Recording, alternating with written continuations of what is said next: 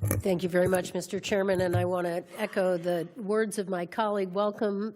Thank you very much for your service to our country. I hope you'll find this to be one of the bipartisan committees on Capitol Hill, and in particular, so many of the things that both of my colleagues have mentioned on both sides of the aisle, I echo in my district in New Hampshire.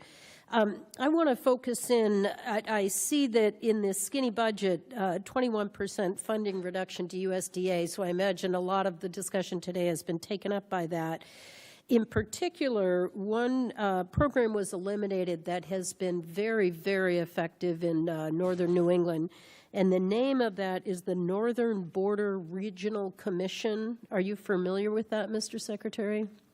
Does that have to do with the restoration projects or northern? I'm not sure I am. It's funding. Frequently, we use it in my district. Communities do in conjunction with rural development funding, and it has the same kind of leveraging impact. It's a grant program for primarily economic development. I represent in the northern part of my district a region that was heavily dependent on paper mills, furniture, that kind of thing, manufacturing that's left the area.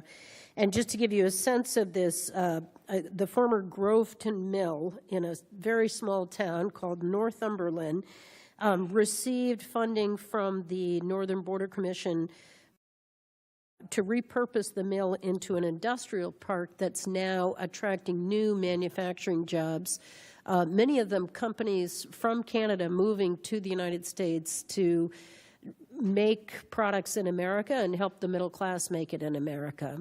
So I would just ask you if you would go back and talk to your team about the Northern Border Regional Commission and urge you to support funding. The leveraging impact alone is really extraordinary. I'm just looking at the awards in 2016, $1.8 million awarded, $19.5 million in matching funds. So a small amount of money goes a long way, and I know you're frugal with our tax dollars as I am. I do understand more now.